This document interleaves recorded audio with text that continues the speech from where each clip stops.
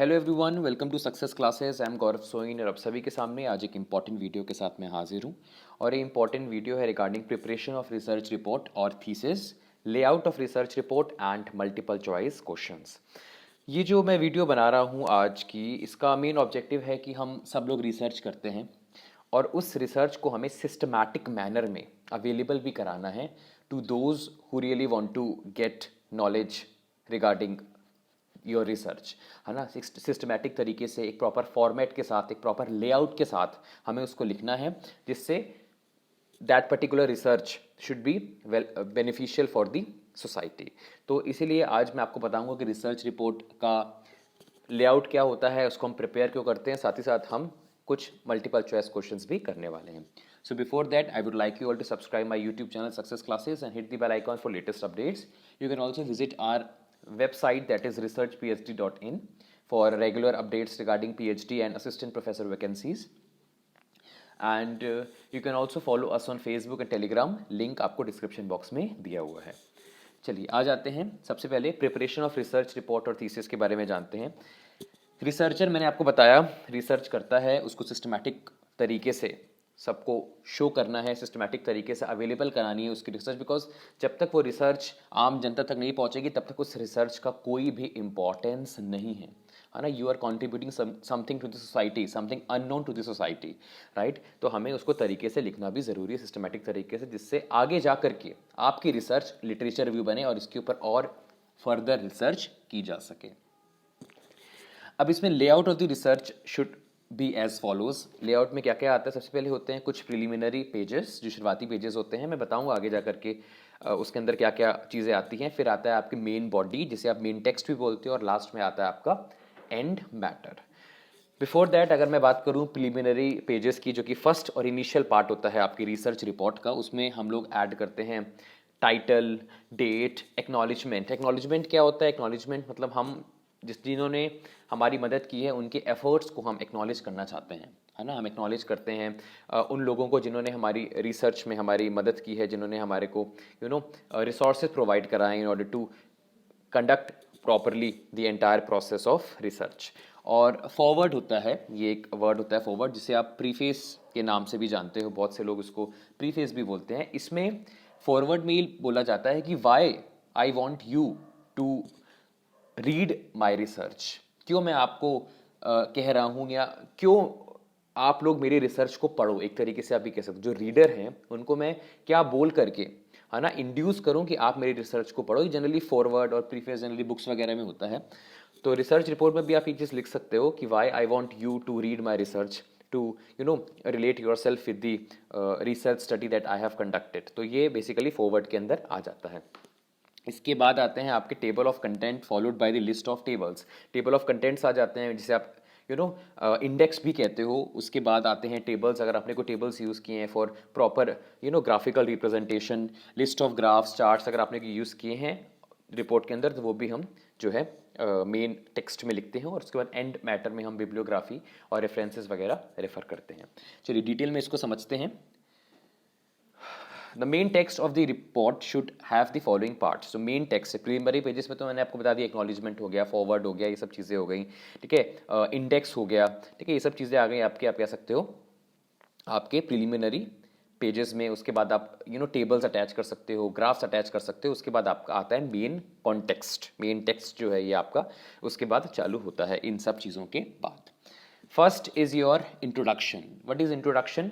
Introduction में हम introduce करते हैं the objective of our research, the introduction of our research, है ना। हम explain करते हैं the research methodology which we have used, along with that if any limitations we have suffered, और कोई limitation वगैरह हमको अगर नज़र आई है तो उसको भी हम incorporate करते हैं अपने introduction part के अंदर। introduction part के अंदर आपकी क्या क्या चीज़ें हो जाती हैं?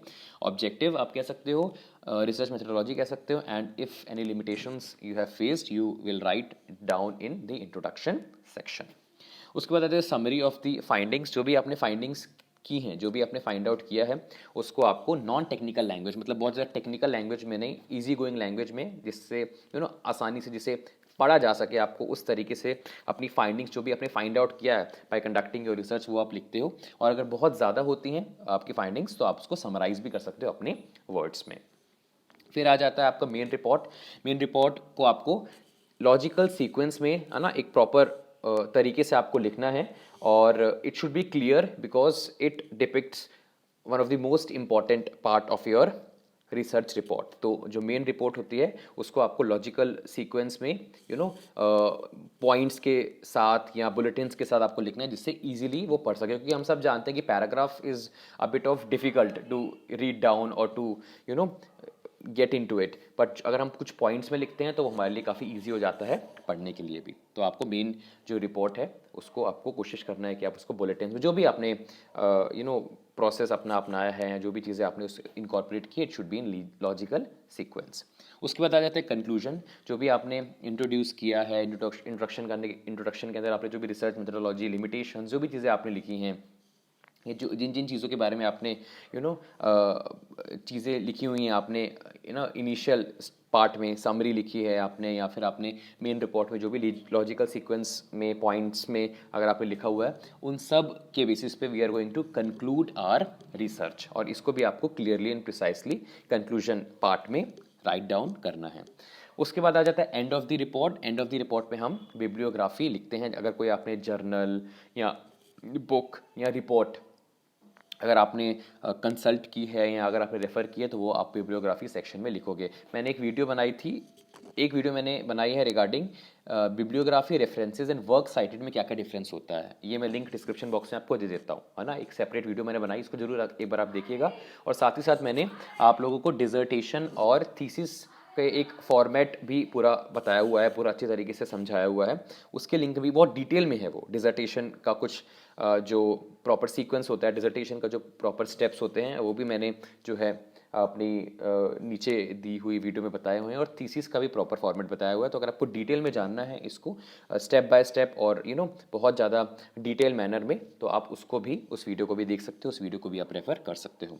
इसके बाद इसमें लिखा हुआ है कि while writing the research report just avoid using words it seems, there may be, है ना। ये वर्ड्स क्या होता है कि एक काइंड ऑफ प्रोबेबिलिटी पैदा कर लेता है। It's there should not be a probability. You have research something, you should be very much sure regarding, you should have confidence जो आपने मेथड्स यूज़ किए हैं और जो चीज़ें यूज़ की हैं, उससे मैंने ये कंक्लूजन निकाला है। तो देयर इट सीम्स, ऐसा लग रहा है या ऐसा होना चाहिए, these word should not be incorporated under your research report. Charts and illustrations आप यूज़ कर सकते हो अपने मेन रिपोर्ट में, और ना मैंने आपको बताया था ना, जो अगर आप लिस्ट ऑफ चार्ट्स, मैंने प्रीवियस आपको बताया था लिस्ट ऑफ चार्ट्स, या फिर कोई अगर आप ग्राफ वगैरह यूज़ कर रहे हो, तो वो भी मेन पार्ट का ही हिस्सा होंगे। उसको आप बिल्कुल आप राइट डाउन कर सकते हैं if it makes your research report clear, है ना, या प्रिसाइज, तो आप उसको डेफिनेटली इनकॉर्पोरेट कर सकते हो।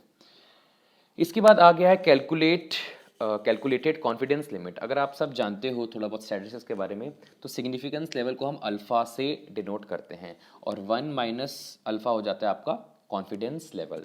जैसे कि आपका 0.05 अगर सपोज है, अगर सपोज आपका 0.10 है, आप कह सकते हो, ठीक है, सपोज कोई भी ले लेते हैं, 0.10 है, तो हम लोगों ने क्या किया, हम लोगों ने इसका हाफ किया 0.10 को, तो यहाँ पे आपका हो गया 0.05 और यहाँ पे हो गया आपका 0.05। This is what you call alpha significance level. और ये जो होगा, this is known as confidence interval. ये कैसे होता है, 1 माइनस अल्फा, अल्फा था आपका 0.10, सपोज ये मान लेते हैं, डिवाइड बाई 2 किया तो आपका आया 0.05, तो ये होगा आपका 0.90। तो ये आपका कॉन्फिडेंस इंटरवल हो जाएगा। तो जितना भी आपने कॉन्फिडेंस इंटरवल लिया हुआ है, it should be mentioned under your research report specifically. साथ ही साथ कोई कॉन्स्ट्रेंट्स या कोई प्रॉब्लम्स या आपको कोई दिक्कतें आई हैं, तो उस चीज़ को भी आप जो है इनकॉर्पोरेट कर सकते हो अपनी रिसर्च रिपोर्ट के अंदर। तो अगर मैं सम अप करूं, तो क्या क्या चीज़ें हम इनकॉर्पोरेट कर सकते हैं अपने रिसर्च रिपोर्ट में। First of all you have to write down the preliminary pages, acknowledgement, foreword और ये सब चीज़ें। उसके बाद you have to write down the index. After that you have to mention your introduction, summary of findings, main report, जिनके अंदर main report के अंदर आप ग्राफ्स और चार्ट्स और इन सब चीज़ों को भी आप इनकॉर्पोरेट कर सकते हो। इसके बाद कंक्लूजन आ जाता है, जो भी आपने रिसर्च की उसका फाइनल कंक्लूजन क्या है। और बिब्लियोग्राफी, अगर आपने कुछ रेफ़र किया है, बुक, जर्नल, रिपोर्ट, जिसकी मदद से आपने कुछ ना कुछ इनकॉर्पोरेट किया है या आपने कुछ स्टडी की है, टॉपिक के बारे में आपने नॉलेज गेन किया, तो उसको आपको बिब्लियोग्राफी सेक्शन में लिखना है। It seems, there may be, ये वर्ड्स नहीं आने चाहिए। Charts and illustration should be the part of the main report, जो कि मैंने आपको पहले बताया, और कॉन्फिडेंस लिमिट, और अगर कोई कांस्टेंट आपने अगर फेस किया है तो उसको भी आपको रिसर्च रिपोर्ट में लिखना है। कॉन्फिडेंस लिमिट्स मतलब confidence interval which is 1 minus alpha, and alpha is the significance level. So this is the complete video regarding research report कि क्या क्या होता है। ओवरव्यू मैंने देने की कोशिश की है रिसर्च रिपोर्ट के बारे में। एक डिटेल वीडियो है नीचे डिसर्टेशन और थीसिस के ऊपर। अगर आपको डिसर्टेशन और थीसिस के बारे में भी जानना है तो आप उसको जो है रेफर कर सकते हो नीचे दिए गए लिंक के थ्रू। चलिए आ जाते हैं अब हम मल्टीपल चॉइस क्वेश्चंस की तरफ। फर्स्ट क्वेश्चन जो आपके सामने आया है that is word research is derived from this language. ये रिसर्च वर्ड कहाँ से आया है? फ्रेंच से, लैटिन से, संस्कृत से या जर्मन से? तो आई होप आप लोग जो है आंसर दे रहे होगे चैट सेक्शन में। तो बता दूं इसका आंसर है ए, फ्रेंच। फ्रेंच से डिराइव हुआ है research word. Second question, research is a derivative of the word research which means, जो रिसर्च वर्ड आया है, रिसर्च वर्ड से जो रिसर्च वर्ड आया है इसका मतलब क्या होता है? Quest, search for truth, pursuit या ऑल मेंशन्ड हियर? इसका आंसर है ऑल मेंशन्ड हियर। जो रिसर्च वर्ड होता है इसका मतलब होता है quest, to search out something, to search out the truth, है ना, इन परस्यूट ऑफ। ये सारे एक तरीके से आप कह सकते हो बहुत सिनोनिम्स वर्ड हैं। तो ये सारे के सारे जो वर्ड्स यहाँ पे मेंशन है ये डिनोट करते हैं द वर्ड रिसर्च। या रिसर्च जो वर्ड है इनका मतलब ये होता है क्वेस्ट, सर्च फॉर ट्रुथ या परस्यूट, और रिसर्च से ही वर्ड बना है research. Next question, research studies to gain familiarity with the phenomena और to achieve new insights into it can be termed as. कुछ नया फाइंड आउट कर रहे हो आप, किसी चीज़ के साथ फेमिलियर होकर के, कोई फिनोमिना के साथ फेमिलियर होकर के आप कुछ नया, something new you are going to research, it will be termed as C, answer A and B। Explore कर रहे हैं हम, हमें वर्ड से समझ में आता है, एक्सप्लोर कर रहे हैं हम कुछ फॉर्मुलेट कर रहे हैं, हम कोई नई थ्योरी फॉर्मुलेट कर रहे हैं। जब हम एक्सप्लोर करते हैं तो हम कोई न्यू थ्योरी बनाते हैं। तो दोनों आंसर हो जाएंगे, exploratory research study and formulative research study. Fourth question, research studies to portray accurately the characteristics. कुछ कुछ चीज़ों में फोकस कर रहा हूँ। Characteristics of a particular individual, situation और a group can be known as. किसी इंडिविजुअल, सिचुएशन या ग्रुप की, है ना, हम पोर्ट्रे कर रहे हैं कैरेक्टरिस्टिक, वो क्या होगा? एक्सप्लोरेटरी, फॉर्मुलेटिव, बोथ या डिस्क्रिप्टिव रिसर्च स्टडी। तो कैरेक्टरिस्टिक्स आ गया है, हम पढ़ चुके रिसर्च एप्टीट्यूड में। डिस्क्रिप्टिव रिसर्च स्टडी, कैरेक्टरिस्टिक्स अगर आप किसी की बता रहे हो, किसी पर्सन की, किसी सिचुएशन की, किसी ग्रुप की पोर्ट्रे कर रहे हो तो वो हो जाता है आपका, डिस्क्राइब कर रहे हो आप उसको तो हो जाता है वो descriptive research study. Last question, research studies to determine the frequency with which something occurs और with which it is associated with something else can be known as. कितनी फ्रीक्वेंसी से कोई चीज़ अकर हो रही है, कैसे पता चलेगा हमको? हम क्या ऐसा करेंगे कि हमें पता चल जाएगा कि इतनी फ्रीक्वेंसी में ये चीज़ हो रही है? एक्सप्लोरेटरी, फॉर्मुलेटिव, डायग्नोस्टिक या डिस्क्रिप्टिव? डायग्नोस कर रहे हैं हम यहाँ पे, तभी हमें पता चल रहा है कितनी फ्रीक्वेंसी से ये चीज़ हो रही है। हमने पढ़ा है ना टीचिंग एप्टीट्यूड में, we are going to analyse the strength, weaknesses of a particular problem. तो अगर वो तो टीचिंग एप्टीट्यूड का पार्ट हो गया। अगर हम रिसर्च की बात करें तो रिसर्च में कितनी फ्रीक्वेंसी से कोई चीज़ हो रही है, हम डायग्नोस कर रहे हैं तभी हम ये चीज़ बता पा रहे हैं। तो ये हो जाएगा आपका diagnostic research study. So this is the complete video regarding research report. I hope आपको हेल्पफुल लगी होगी। मैंने आपको ओवरव्यू देने की कोशिश की है और साथ ही साथ मैंने ये बताया कि रिसर्च रिपोर्ट के अंदर क्या क्या चीज़ें शामिल होंगी और प्रॉपर तरीके से बताने की कोशिश की है। इसकी पीडीएफ मैं लर्निंग सेक्शन में डाल दूंगा, जिससे आपको अगर रीड करना है तो आप इसको रीड भी कर सकते हो। और जो लोग नेट जेआरएफ की तैयारी कर रहे हैं उनको मैं बता दूं, रिसर्च एप्टीट्यूड में रिसर्च रिपोर्ट एक अलग से टॉपिक है, तो इसको रेफर जरूर करिए, इसको जरूर पढ़िए, बिकॉज एग्जाम में इससे पूछा जा सकता है। अगर आपको और कोई क्वेरी पूछनी है हमसे तो आप नीचे दिए गए कमेंट सेक्शन में हमसे पूछ सकते हैं। चलिए मिलते हैं नेक्स्ट वीडियो में। Have a very nice day ahead.